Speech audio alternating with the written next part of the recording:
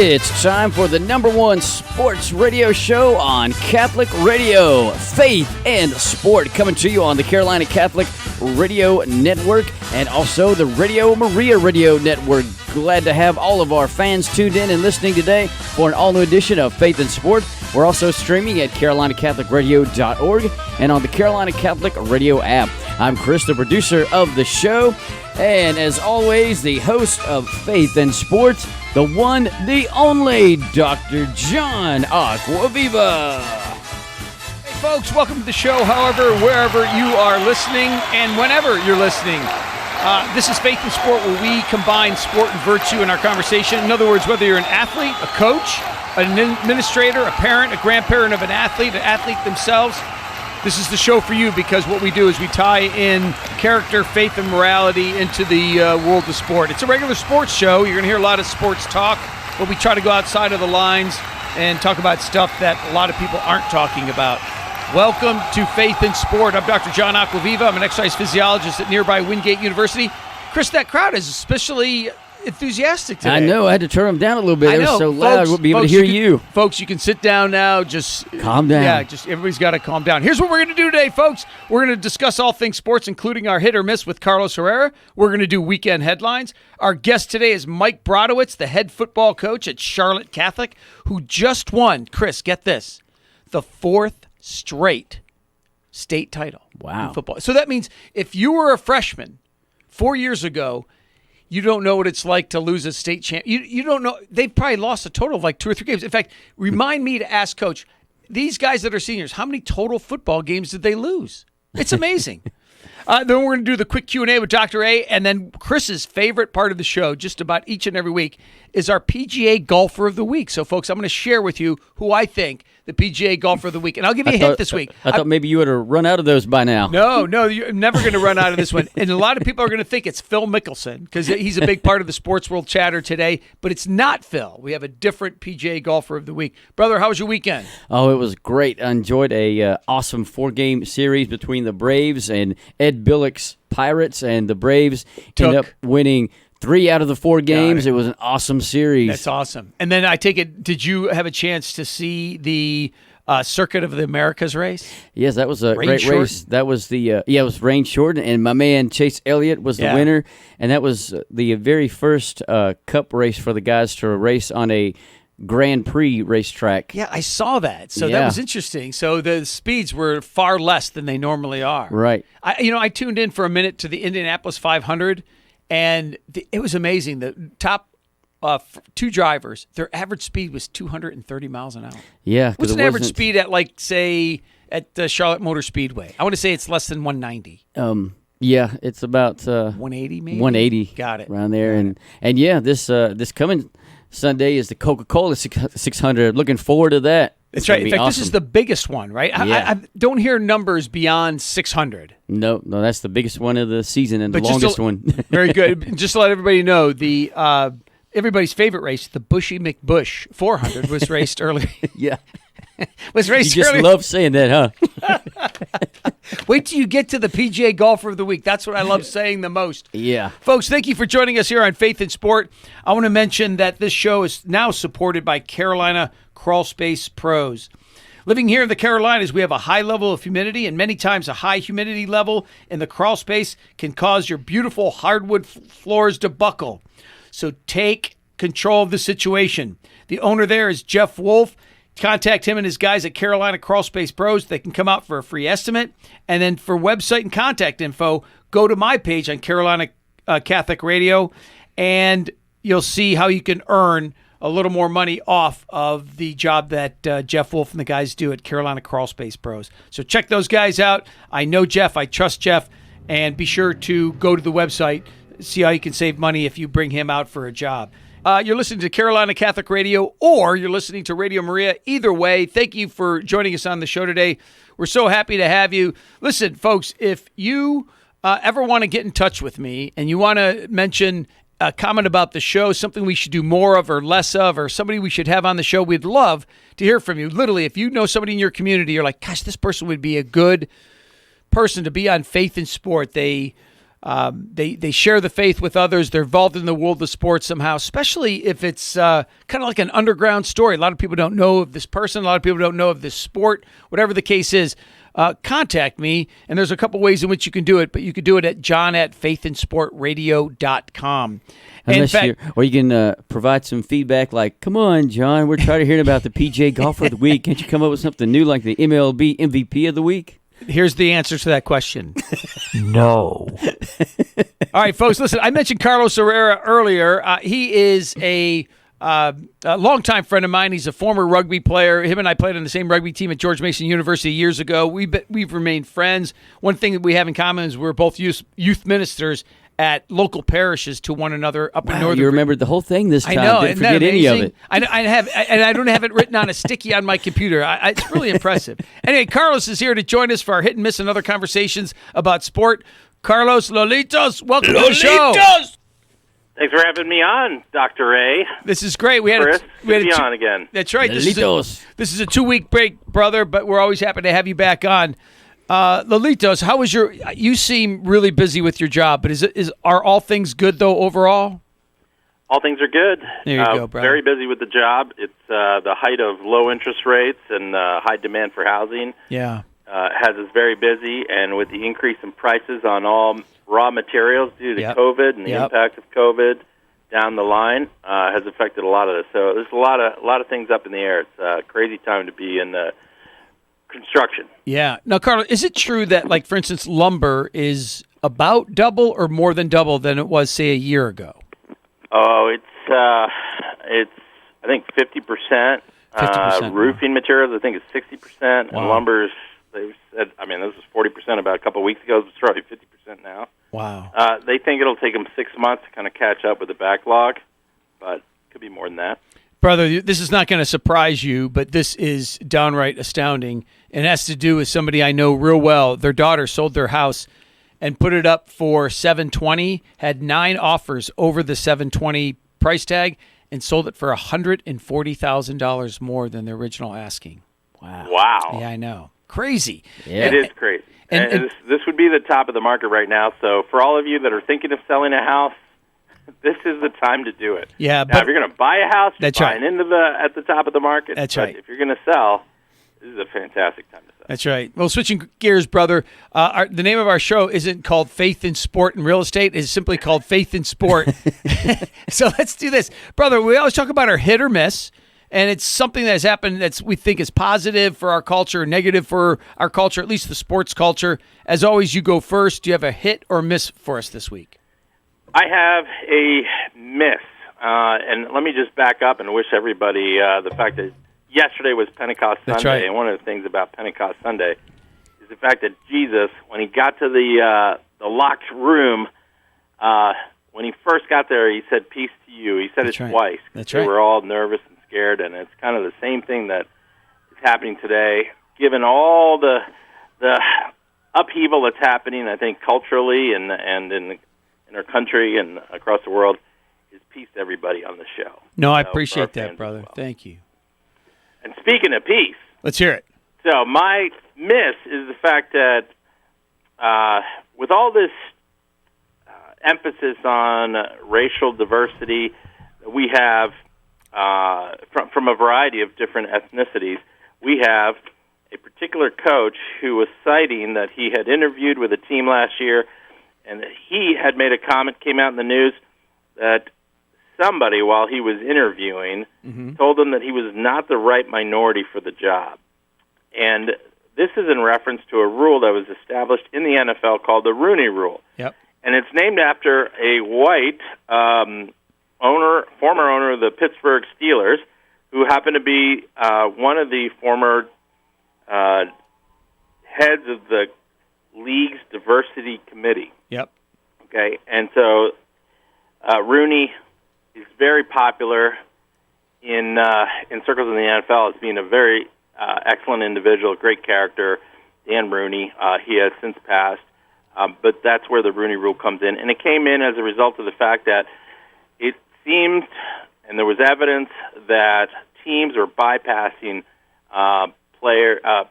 coaches, particularly coaches who were minorities. That's right. That didn't really apply to executives or anything like that.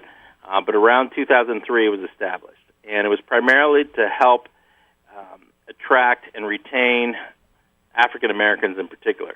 The Rooney Rule has since changed over the years. In 2009, it basically was widened to apply to not only coaching but football operations, senior football operation positions within the NFL.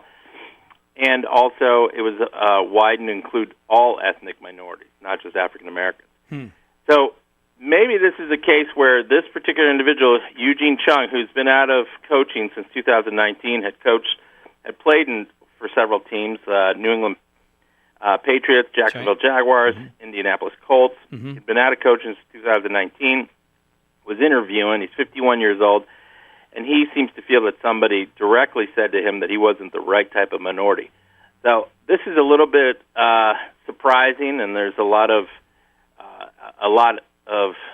being made of this particular case. But it could also be the fact that whoever was interviewing him didn't really understand that in 2009 they had widened the minority rule to not include just African Americans. But the miss is in the fact that the NFL would have this rule, and unfortunately that certain minorities, even if you are a minority, are not considered minority enough, which is kind of counterproductive of the Rooney Rule. That's right. Folks, we're talking with Carlos Herrera. We're doing our hit or miss of the week here on Faith and Sport. Thank you for joining us here on Carolina Catholic Radio, a co-production of Radio Maria. Carlos, this came to light to me probably just like you did, this Eugene Chung story just over the last couple of days.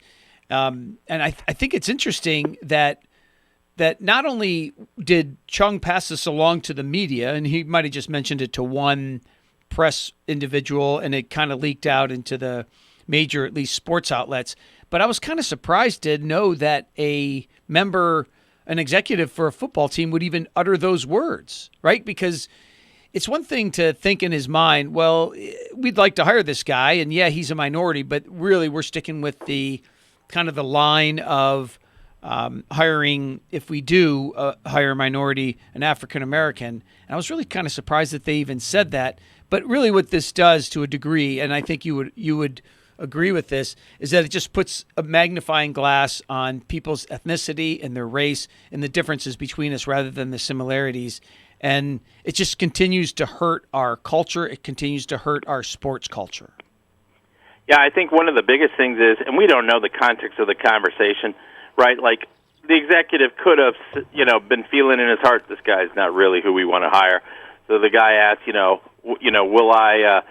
Well, what about the minority rule, right? The Rooney Rule? Can I, coach as a result of the Rooney Rule? And the guy could have just said, well, you don't really fit the right criteria as a minority. When it could have been that he's not a good enough coach, right? Yeah. So the fact that this kind of gets weaved into it, it's like, and this will follow up obviously in our next particular piece, hit or miss. But the fact is, if you weigh too heavily the minority, then you don't really take into account a lot of the other aspects that why somebody might not get a job. That's right. And so it's I could see why they came up with the Rooney Rule, but I think if there's too much emphasis on race, then you don't really understand whether they're qualified or not, or whether they would actually want that individual on the coaching staff to begin with, whether they're a minority or not. No, you're right. In fact, one of the best conversations you and I have had is when we talked about playing time for a kid. And you mentioned, you said, listen, you were talking to the parents of our show, the grandparents of our show, and this is a big issue within youth sport. And you addressed it directly, and you said, folks, if your kid is not playing, here's the things to look at. And the number one thing you got down to was your kid is probably simply not talented enough. Every coach at every level that I've seen, and I've seen literally 4- and 5-year-old soccer. I mean, they just got done learning how to walk the year before. Every coach in that league wanted to win their game. And those guys, those ladies that are coaching these teams, they want to win as much as anybody. They really do. And in Little League, you could say that they want to win as bad as anybody in high school, college, or the professional levels. And it's demonstrated. All you have to do is watch these videos on people who beat up the coaches and beat up the referees. This is all about pride and that their team is losing. It all comes down to that. And I think you make a great point, and that is the rhetoric, the language has to center around not the race, not the color, not the ethnicity of the individual, but whether they are the most highly qualified for that job. 100% agree with that. All right, brother. Listen, that was a good hit and miss. It was really difficult to miss that. I thought that screamed out on all these sports websites that I go to. And mine, unfortunately, has as well to do with race, as our conversation has had a great deal over the last couple of weeks, especially between you and I. But mine is a miss, and it's the anti-Tim Tebow rhetoric. I think a lot of people know of this story. I think a lot of people know who Tim Tebow is. Let me give just literally 30 to 40 seconds background on who Tim Tebow is. Played for the University of Florida as a quarterback, took him to 2 national titles. One of those years, he won the Heisman Trophy. He played under Urban Meyer at Florida, went on to a modest NFL career as a quarterback, played for a couple teams, eventually quit football, became an analyst for ESPN, went back into professional sport, this time as a professional baseball player, made it all the way up to AAA in the New York Mets farm system. That's his history. He's also known as an incredibly positive and optimistic guy. He's known as a strong Christian. In fact, one of the things he's known for is being against abortion. Those things, to a degree, that last thing especially, makes him somewhat controversial.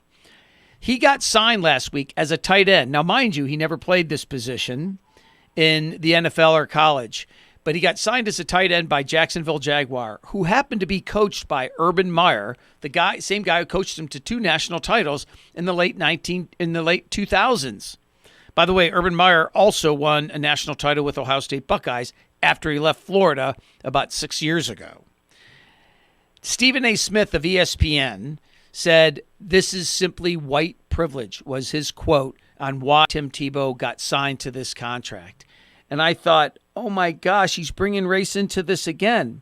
And it kind of goes back to this list you could make on why your kid's not playing or why you didn't get hired as a coach, Carlos. Let's take a look at a couple of the reasons on why they may have hired this guy or signed him to a contract. First and foremost, he is a really good athlete. If he won a Heisman Trophy, took his team in college to 2 national titles, he played professional baseball at the AAA level. This shows and demonstrates how good an athlete he is. And further, it is about money. Professional sport is about money. Get this statistic, Carlos. 5 different times, for at least one day, he's had the top jersey sales in 5 different situations. And 4 of those were football teams. The other one was the New York Mets. And from what I understand, I think this was unofficial, he made, in the first week when they signed him a couple years ago to a minor league contract in the New York Mets system, they made over $1 million in sales for a jersey that said the New York Mets on the front and Tebow on the back. So here's my question to you. I think it's a big hit for Stephen A. Smith and for anybody else claiming race. And isn't it possible, I'm going to ask 2 questions, that this isn't, 1, about actual skill, and 2, isn't it possible this is simply about money? They wanted to make money via jersey sales. And the fact is, as Carlos pointed this out, folks, they didn't sign him. They signed him to a contract, but he didn't necessarily make the team. So I ask you this, Carlos, what is the job of the owner of a professional sports team? Is it to make money or is it to win ball games? Well, I would say there's a couple things here. One of them is, I think Stephen A. Smith says stuff that is both he likes to incite fury, and there's obviously sort of a saying that says, taking advantage of any kind of news or to create ratings, and he could say whatever he wants to say about anything, and people will start to talk about it, and they'll tune into him. So I think part of it is to get eyeballs on his show. Of course. Because this, to me, doesn't speak of any particular racism. He played under Urban Meyer. They actually know each other. They might even be friends. That's right. He's from, and he played for a school in the University of Florida that has buildings in Jacksonville, right? He's a local hero, if you will. If you were an owner or a coach, you'd give the opportunity for this individual to try out. And from one of the articles I read, Urban Meyer said to his player personnel, here, I'm not making the decision. You look at him, you guys do the review, do the player day where he comes out and tries out, and that the comments that they made were, wow, this guy's in phenomenal shape, right, for a 33-year-old, right? And so you want to take a look at the relationships and how that might play out in Jacksonville, whether he even makes the team or not. He's also happens to have a tremendously high likability, not only for fans, primarily for fans, right? So if you were a team and you wanted to bring and enhance and get a little bit of good press, you bring in somebody who's not divisive, who's considered very positive, who has clearly a track record of attracting people to his jersey. The reason people buy jerseys, they want to relate to, they want to be a part of, they want to show that they are kind of behind this individual. Right now, on shirt sales, right, the number 85, which is what he's assigned to right now in Jacksonville, as basically a player on the team who hasn't even made the team yet, he has to go through tryouts. It is the number one selling jersey online for every gender and every age demographic. That means kids, both T-shirts, both jerseys, men, women's, kids. So this particular individual has a tremendous amount of other, I think, aspects to who he is that is very attractive. And if you want to simplify it to skin color, you could probably make some sort of case for it. But this is completely shallow, and it doesn't take into account a whole variety of factors. If I was a coach or an owner of a football team, I don't know that I want to bring somebody in who would attract so much negative attention, which is what would happen if you were to say, I forget the player's name, any other player who also is going to create all sorts of distractions for the team and the press. So I just think that it's very easy to call anything racism, but I think you lose sight of the fact, and I think it makes him look completely not in touch and shallow and incorrect in this regard. And inciting frustration and even anger on the part of his listeners. But this is worth investigating and discussing. Folks, we're talking with Carlos Herrera. We're doing our hit or miss in the world of sport. Brother, I love your passion on this. Your voice gets more passionate, I think, each and every week. I love that. Keep bringing that to the show each week. Folks, you're listening to Faith in Sport here on Carolina Catholic Radio, a co-production of Radio Maria. I'm Dr. John Acquaviva, and the first half hour of the show, just about each and every week, Carlos Herrera joins me, and that's the voice you just heard, and we're talking about our hit or miss regarding Tim Tebow. Carlos, I thought that was an interesting point, and you brought up something I didn't know. So when they brought him in for a tryout, Urban Meyer asked to not be there, so he wanted basically a what's the word I'm looking for? Somebody. His staff. They wanted his staff that are in charge of player personnel to evaluate him on the physical capabilities and his fitness. Yeah. Rather than just him signing him. Very good. Listen, we have. They gave him a positive grade, and they were incredibly impressed with his level of fitness. This is. I really believe this, and I think this is. I think it's naivety on anybody who doesn't think this is part of professional sport, but hence the name professional sport. It's about money. And I would not doubt if they said, listen, let's just take a shot on this guy. It's possible that other guys deserve more shots than him. But the fact is they brought him in and his jersey sale went immediately to number one. Now think about that. He hasn't been in the NFL for years. And that says something. And how could you blame an owner for saying, well, let's make a couple $1 million just on the fact that we could sell these jerseys? Jeez, oh, Pete. It doesn't hurt that the guy is really well liked, and I think people are drawn to him.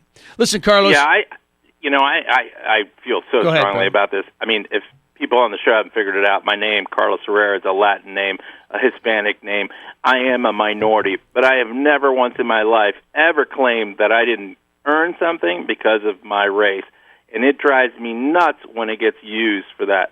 One of the things I teach my son, who's 4 years old, you can ask him when I say, Max, that's his name, I say, is life fair? Max will say, no, it isn't.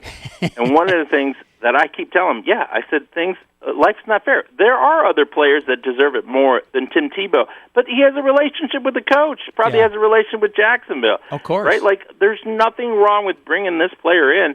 And, I mean, look at the positiveness that's already happening, right? People love Tebow. And Tebow is a Christian. If you, on this radio show, you know, by nature of the fact that you're a Christian, we are a minority in this culture. As Christians, as Catholics, we're treated and that our way, beliefs for sure. are being attacked. That's To right. me, I couldn't be more proud of being a minority in this case as a Christian and having Tebow be selected versus Colin Kaepernick. If that's what we're comparing to, right? That Colin Kaepernick should get a shot before Tim Tebow. It's completely unrelated, and they're two individual different people, two different beliefs, and two different impacts on teams if they were to be a part of. Right. Folks, you're listening to Faith in Sport. I'm Dr. John Acquaviva. A couple more minutes here with Carlos Herrera. Carlos, I'm going to switch gears now. In a couple of minutes, we have the weekend headlines. But before we go to that, I'd love your opinion on the Colorado Avalanche's Nazem Kadri. Had what was, quote, by the NFL, a high forceful hit in a playoff game, and he got suspended for 8 games. And it was just recently you saw the videotape of this hit. Did you think it was justified? Now, before you answer, I want to mention to our folks, if you missed 2 weeks ago, our conversation was about, was the NHL tough on getting the players to stop fighting in particular? Were they tough on trying to get the violence of the game toned down? I think this is a good way. You didn't necessarily think it was an egregious hit, but on the other hand, you said off air, Carlos, that you agree, you don't necessarily disagree, I should say, with the 8-game suspension. So when I looked at the video, and for people that want to see it, I think you can easily look it up on YouTube. Of course. It's the Colorado Avalanche, their playoff game. And the hit that was made is a hit where the offensive player skating in, he has the puck and he shoots, and this defensive player hits him after he releases the puck. It is a bit of a high hit. Looked like the chest, but it looked like it may have hit his head. But either case came sort of from a blind spot. The other player that was hit ended up being on the ground, and chaos ensues afterwards. But it wasn't a fight per se. He didn't hit him. He didn't punch him illegally from behind, where there are players who have done that, right. or tripping, which is even more kind of considered as kind of an effect of hockey that's not really looked upon. So in this particular case, it's a play that's happening while people are playing, and I think it's fine. The fact that he got called is fine. The fact that he got an 8-game suspension, on a high hit, I think it's fine. It didn't look that hard to me, but obviously the impact on the player seemed to be quite a bit. Obviously not condoning people diving as in soccer, because I can't stand that either. So, 8-game suspension, I think that's fine. That's fine. Yeah, in fact, we talked about this off air, and I think this was literally in response to people's cry for the game to be a little more clean. And I agree. When I saw the hit, if you would have asked me, it certainly would have been penalty in game, and it might have been a 1 or 2 game suspension. But it was a big deal for this reason. They're the number 1 seed. They're trying to advance to I think they're the odds-on favorite to win the Stanley Cup, certainly go to it. And 8 games in the playoffs is huge. It might as well be like 20 games in the regular season. And I'll end with this. I looked up the top 10 most games suspended for a hit on another player. The top one is Rafi Torres in 2015. He got suspended for 41 games. The next one was 30, the next one 25, and so forth. In fact, this didn't even make the top 10. So, yes, it's a big game suspension, especially in light of the fact that it's the playoffs, but there's been a whole lot more hits out there. And here's the interesting thing, Carlos. You and I bet, could go back and forth. If we saw the tape of those guys that were suspended anywhere between 20 and 40 games, or 41 in this case, it might be similar in their aggressiveness. Wouldn't you agree? Yes, and this is probably more of a cheap shot than anything else. And I think some of it also takes into account the impact on the opposing player, right? Like if the opposing player is knocked out for games, I think that there's some aspect of that. That's right. That's a good point. The guy was knocked out, and when we see that in football, I do think that plays a part in the role of the referees and the role of the suspension committee. Listen, brother. I encourage the listeners to take a look at it. It's Nazem Kadri, and he plays for the Avalanche, and you'll find it on YouTube. That's right. It's a hit. I think it's a hit that's typical to hockey, just like in rugby. You'd get called for a penalty if you hit somebody after they release the ball after a certain amount of time. You would know that rule, but it happens all the time. Absolutely. Brother, this is a really good segment. I appreciate your time on Faith and Sport. We'll talk soon, buddy. Thanks for having me on. Have a great show, Dr. Acquaviva. Thank you, Carlos. Lolitos. There he goes. Carlos Herrera, a longtime friend of mine, former youth minister up in the D.C. area and a certified youth soccer coach. Listen, let's do this. Weekend headlines, Chris, and then we'll go into our break, and we're going to bring on, after the break, Mike Brodowocz, the head football coach of Charlotte Catholic. Take it away, brother.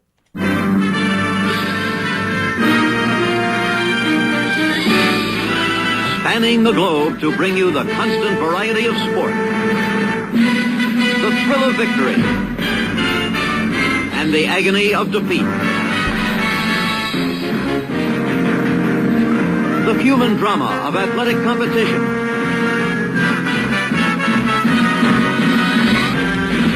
It's time for Weekend Headlines with Dr. John Acquaviva on Faith and Sport. Here's what's going on, folks. PGA, in fact, it's a pretty amazing. We didn't talk about this until right this moment, but the big story, of course, was Phil Mickelson winning his 6th major, but that wasn't the real big news. It was the fact that he's 50 years old, about to turn 51, the oldest ever to win a major. Wow. By the way, the Charles Schwab Challenge is this weekend right here in North Carolina.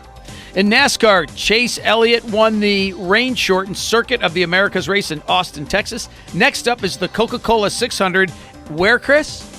At the Charlotte Motor Speedway. There you go, brother. In the NHL, the first round of the playoffs continue, at least for most teams.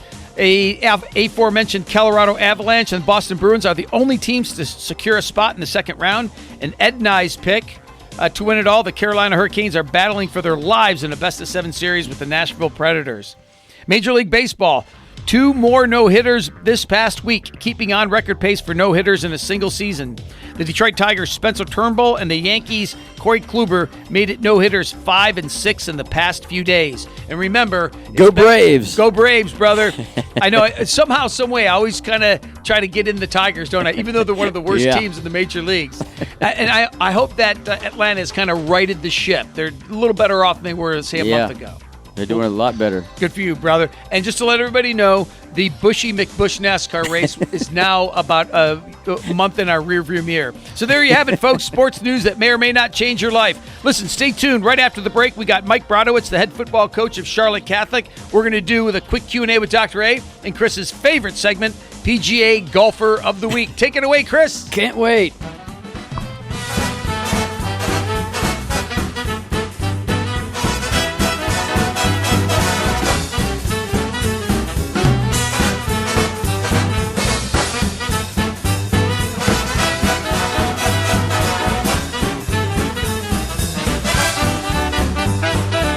You are listening to Faith and Sport on the Carolina Catholic Radio Network, 1270 AM Charlotte. Also on the Radio Maria Radio Network. All of you stay tuned. We've got more Faith and Sport coming up next. And we're also streaming at carolinacatholicradio.org and on the Carolina Catholic Radio app. And make sure, if you want to hear more Faith and Sport, to check out Faith and Sport on demand at carolinacatholicradio.org. And while you're there, on the website at carolinacatholicradio.org or on the app, make sure to hit the donate button if you enjoy the great Catholic radio programming you hear. Carolina Catholic Radio needs volunteers. We're currently looking for help in local news, public relations, business development, and digital assets management. Please join us. For more information, contact us through our website at carolinacatholicradio.org. Carolina Catholic News, Quo Vadis Days.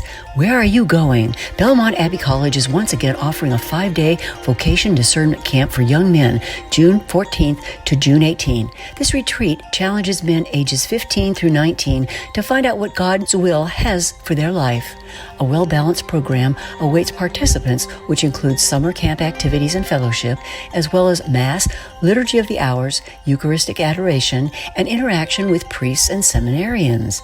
The cost for this exceptional event is $150, which includes lodging at the college, meals, and supplies. Financial assistance may be available. Registration has begun. For details, contact Father Brian Becker at bjbecker@charlottediocese.org. For the Carolina Catholic News, I'm Pam Cullen. God bless y'all. Hi guys, it's Jason Murphy again for the Catholic Men's Conference of the Carolinas. How are you holding up during these unprecedented times? First COVID-19, then quarantine, and now rising racial and political tensions that are dividing us. It would seem that all is falling and lost, but that is where our faith and trust in Christ kicks in. How are we nourishing our spiritual life during all of this? How will we handle this when things go back to normal? What will normal look like? What needs to get weeded out of our garden to ensure a healthy crop this summer? God knows, and we pray for the strength and wisdom to recognize these things when life begins again. How about you? We're looking for a few good men to step up and share how you're strengthening your faith in daily life, especially these days. Your responses will be used by Carolina Catholic Radio as part of a new weekly feature called the Carolina Catholic Men's Minute. Simply email your response to feedback@carolinacatholicradio.org and get on board. For the Catholic Men's Conference, this is Jason Murphy. Teachers that care, professors that care about you. Just an awesome experience all around. There's peace here. There's encouragement here. Faculty, everybody that works here, they really set you up for success. I don't think I have ever felt as loved and as supported and as encouraged as I have at the Abbey. There's something here that's underlying and intrinsic. There's like a spirit of love and community. And I think the spirit is God's presence here. Belmont Abbey College, a world away, but close to home. Visit us at belmontabbeycollege.edu. Carolina Catholic Radio is here to encourage Catholics to learn, love, and live their faith. We're here to go into the breach when the active parishioner leaves the pew, when the inactive or fallen away Catholic needs reminding, and when a Christian is searching for answers only found in the church that Jesus Christ started with his apostles over 2,000 years ago. Please consider making a one-time donation or monthly pledge today. For more information, contact us through our website at carolinacatholicradio.org.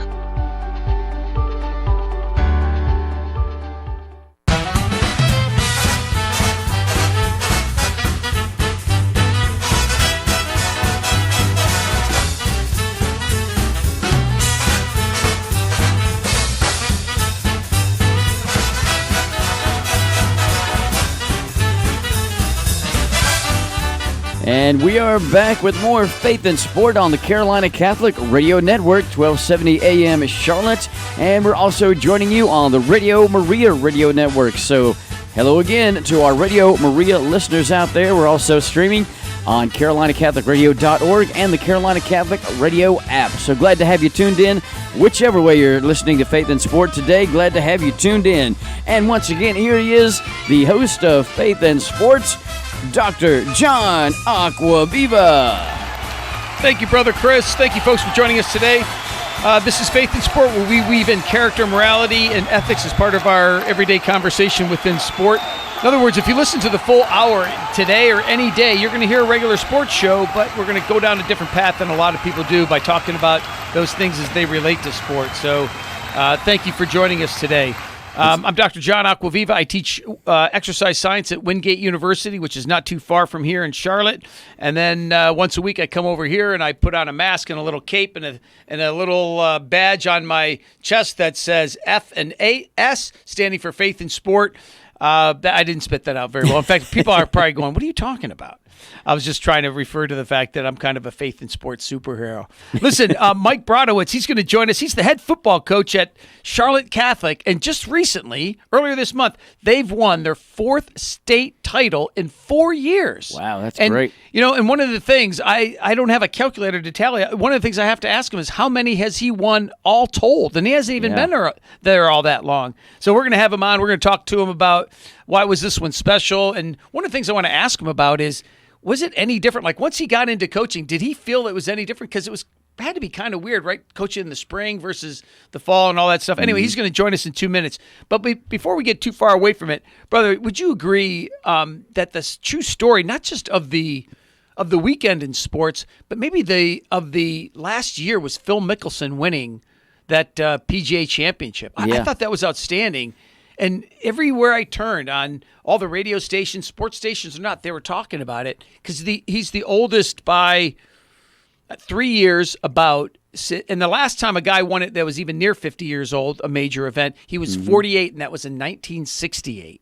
Wow. Yeah, so I thought this was really neat, and I thought this was a great story. And you know what's interesting about it is he's my favorite golfer. Do you remember me mentioning to Ed just last week? I was like, he's my favorite golfer. I just don't even know if he has a chance to win any of these big tournaments. And here he did. He won it, and he won it basically from start to finish. He was certainly in it from the very first tee off and so forth. But you know, it's one of those things is, and Chris, this would be a good question for you. When your guy, who's your guy now? I know it used to be Johnson. That's right, Jimmy Johnson. Jimmy Johnson. So tell me if you felt this. Like when Phil Mickelson won it, I remember going, God, this is great. And then my immediate feeling is, he doesn't even know me. Like, what does it matter that I was cheering for him? And I always think that's kind of funny. Like, it's almost a letdown when your team wins more than it's not disappointing when your team loses. It's always so disappointing. And then when your team wins, you're like, they don't even know I'm a fan. Do you know what I mean by that? Yeah. It's a strange feeling. And now here I am cheering, and there's millions of people, and it seems like tens of thousands that were cheering him right on the golf course. And here I am cheering for him in fact, if he was there, if like he could, do duplicity and come into my living room, he'd look at you and he'd look at me and go, I don't even know who you are. Why are you cheering for me? I've never met you. I don't know you. I think sports are funny in that way. Yeah. It's just like when I'm watching an Atlanta Braves game and they have a great series and have a great win, and I'm like jumping up and down and cheering right along with them when they run out on the field and they're celebrating. I'm celebrating right along with them. I know. And then afterwards you go, what am I doing? But it does make sense in the sense that, right, like it's a regional thing for you and you've been a long-time fan. But when it comes to tennis players and golfers, unless they're from your home state or your home city, I don't even know this guy. I've never even met him. The only connection I have with him, and I mean this, when I was teaching at Florida State University, one of my students used to date Phil Mickelson. Wow. Yeah. By the way, she was really pretty. So needless to say, right? That goes unsaid. Well, listen, folks, I mentioned just a couple minutes ago throughout the show that we're going to bring in the head football coach from Charlotte Catholic, Mike Brodowocz. He's on the line right now. Let's have a chat with him. Mike Brodowocz, welcome to Faith in Sport, brother. Oh, thank you for having me on again. Oh, yeah, this is great. In fact, I like you said again, because just to remind the viewers, Chris, you were in studio that day, right? I was here. I brought Coach Mike in, and then two of his players in. They're both seniors. And I remember being so impressed, Coach Mike, that these guys had gone since their sophomore years of winning state titles. And now the seniors can say, I was on 4 straight state title teams. Congratulations to you, brother. Oh, thank you. That was, it was a fun year, a little different, as you had mentioned about the spring, but it was it's still just as special when it fall or spring. Now tell me, once the season got going, was it almost like an afterthought that it was the spring and it was a COVID year, or when you were coaching this spring, whether it was preparation, the beginning of the season, the playoffs, was it always in the forefront of your mind like this is really different? It was, just because when we started the season, the pandemic was still we were right in the midst of it. So you never knew if we're going to finish the season, if we're just going to be able to start the season and play one game. We did have one team cancel out on us because the team went to quarantine. So it was kind of weird that nothing was guaranteed. So in that aspect, we were very lucky to get our entire season in, and knock on wood, we stayed healthy throughout the year. Very few kids, a couple kids had to get quarantined, but nothing in a whole group of them that caused us to miss any time or games from our team. So it was that was the only difference, that we kind of kept our fingers crossed each week. And then as we went into the spring, it was kind of a little different, that the weather was getting warmer. We usually go colder, from very warm weather to cold, which actually plays into our style of football hands. And we went from cold going into warm, which it was going to be a little more of a challenge for our football team, who play teams that throw the ball. It's much easier to throw the ball when it's warm and people are loose and can run and jump after that. So it was a little bit of change in that aspect. That's a good point. Folks, you're listening to Faith in Sport here on Carolina Catholic Radio, a co-production of Radio Maria. We're talking with the head football coach of Charlotte Catholic, Mike Brodowocz, and they're just celebrated earlier this month their 4th straight state title. And Coach, forgive me, how many state titles is this for you total now? This will be my fifth. That was my fifth. Well, yes. That's awesome, brother. And let me ask you this. I mentioned it just before you came on, but just how many kids on your team that were seniors that are graduating this spring were actually on the roster for the varsity all 4 years? It's only a couple, right? Yeah, two of us. Yeah, Two of Paul them. Neal, who was actually in my running back, was in studio last year. Paul and our linebacker Liam Barbie. Both those kids were on the team the entire 4 years. That's outstanding. I mean, there's to a degree, Coach. It's probably going to be a letdown with anybody that was even as a junior or a senior who won, because I've read about this. In fact, do you remember the book Friday Night Lights? And they made a movie and they made a show. Oh yeah. And one of the things that they depicted in there was Texas football is so big at the high school level that a lot of them, even the ones that went to Ivy League, were disappointed in the lack of support for football. In other words, they went from 20,000 fans in the stands as a high schooler to they went to this relatively small Ivy League school and there was 5,000 people.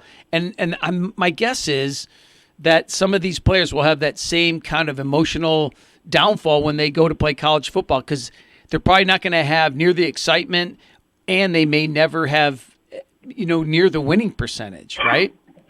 Well, and especially at Charlotte Catholic, our community really buys into it.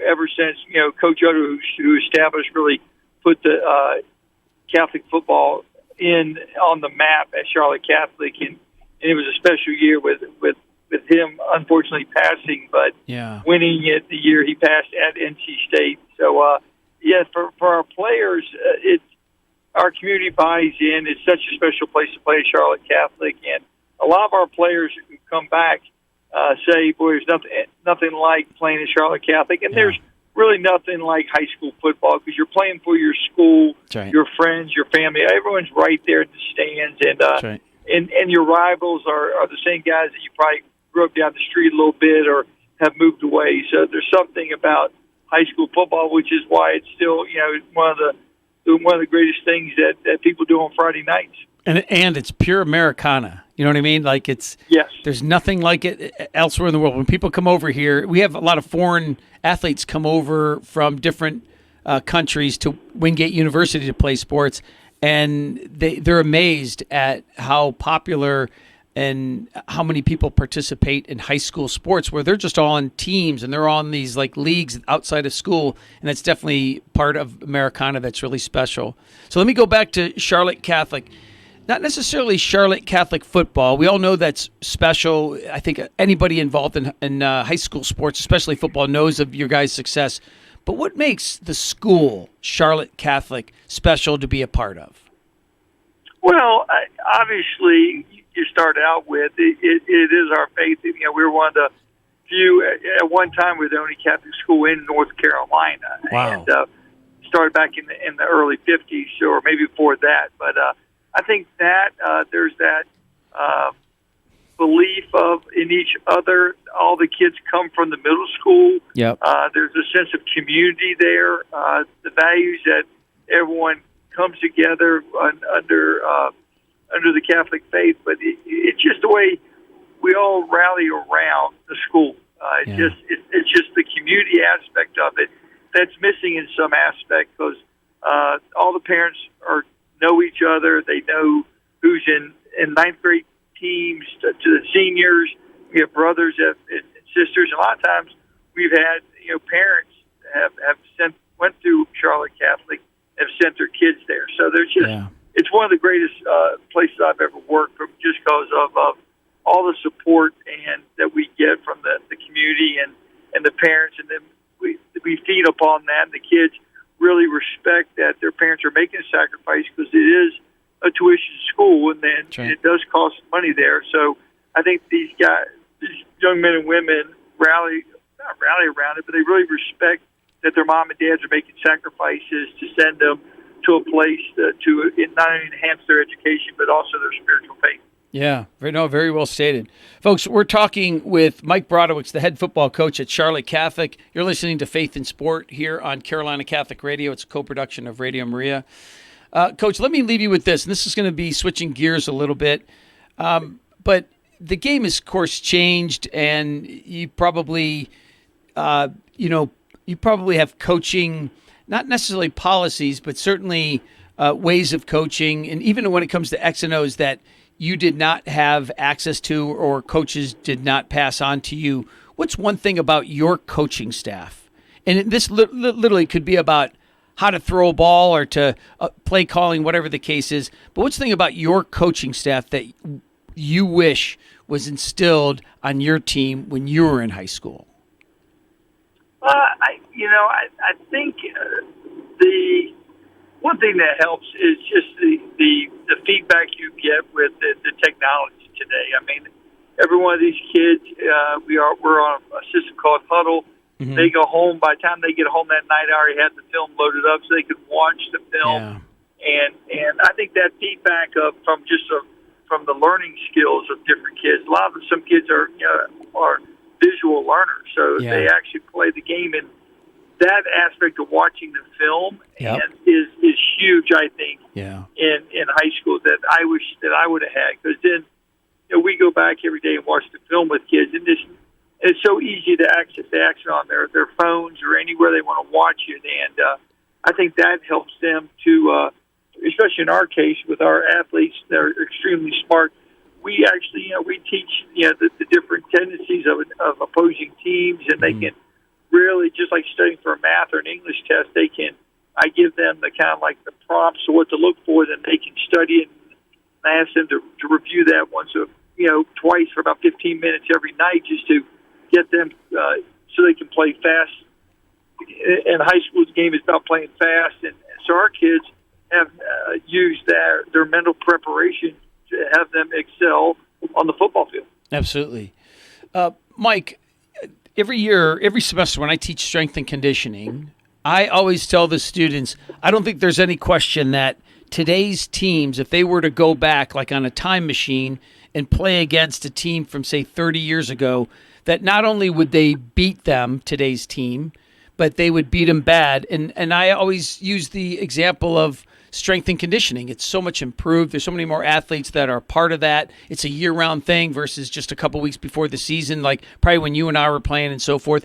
But I didn't even think about that. Just the technology part alone would probably make this team and any team today superior to teams of yesteryear. Would you agree? I agree. Yeah. I agree. And also, the physical training also is, and we had 7 kids that were benching over 300 pounds this year, and we had a kid that do 275 when I was playing. It was like, man, he was a monster at that time. Yep. Yeah, I know what you're talking about. It's just not the same thing, and it's hard to talk to like my grandparents about that because they're in disbelief. But I look at my grandpa and just go, you don't know what you're talking about, because we just tend to think things were better, and to a degree, there's some things that were better. But when you talk about going on a time machine and team from 2021 playing a team from, say, 1990, I don't think there would be much of a contest, to tell the truth. No, not even close. I agree. I mean, I go back to when the Redskins had the Hogs. Some of those guys were, 6'6", 294.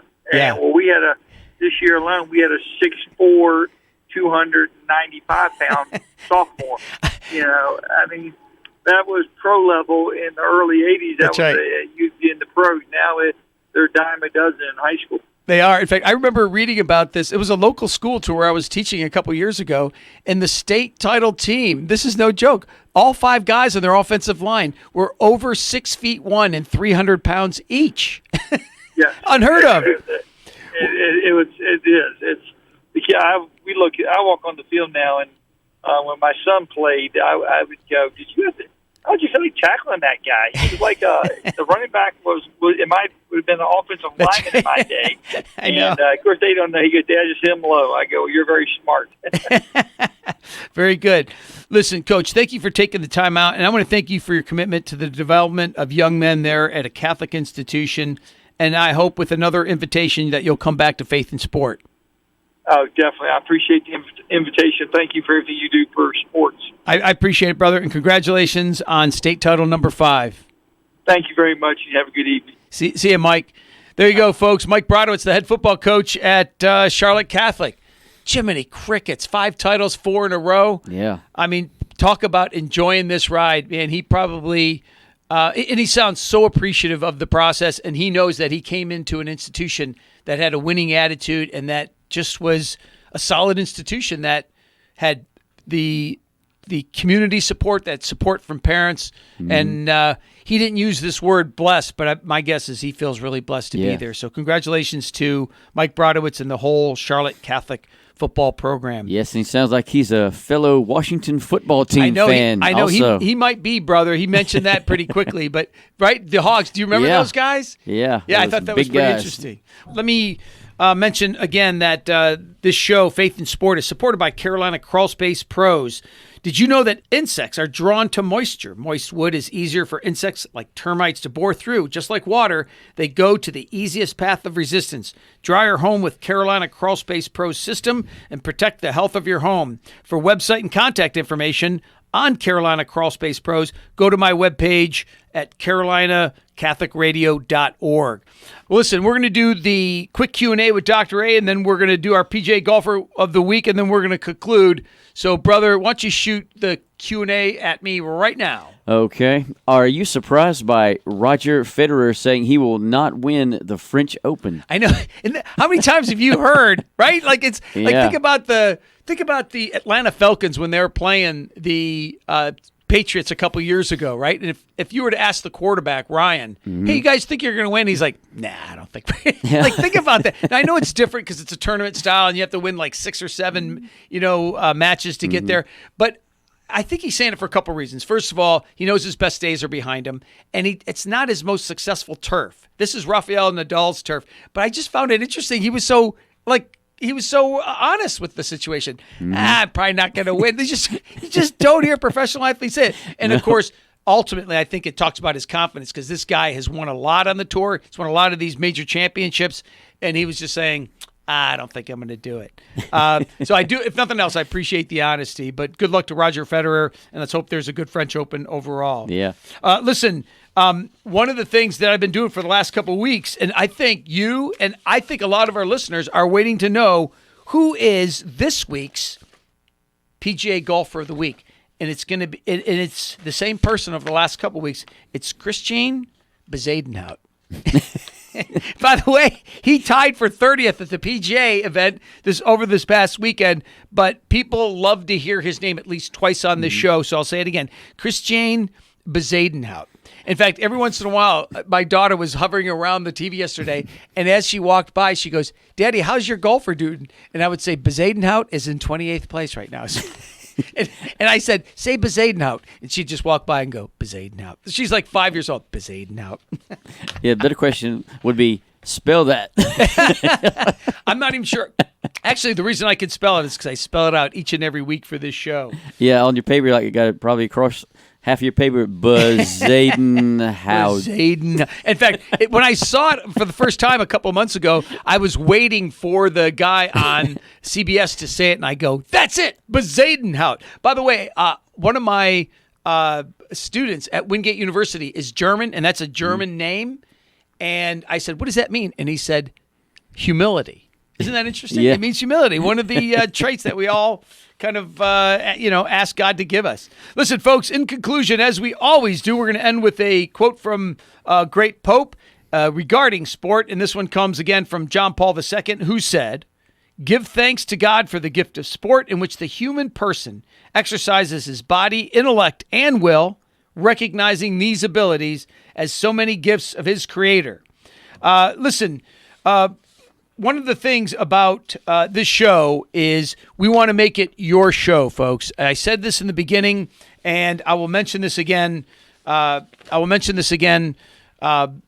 and that is, if you have somebody in your community, even if it's a little league coach, reach out to me through the website, carolinacatholicradio.org, or through our other website, Faith in Sport Radio, and mention this person's name.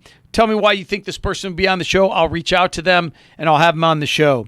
And before we go, a special thank you to Carlos Herrera and Coach Mike Brodowocz for joining me on the show today. I'm Dr. John Acquaviva. Please join us next time here on Carolina Catholic Radio and Radio Maria for Faith in Sport.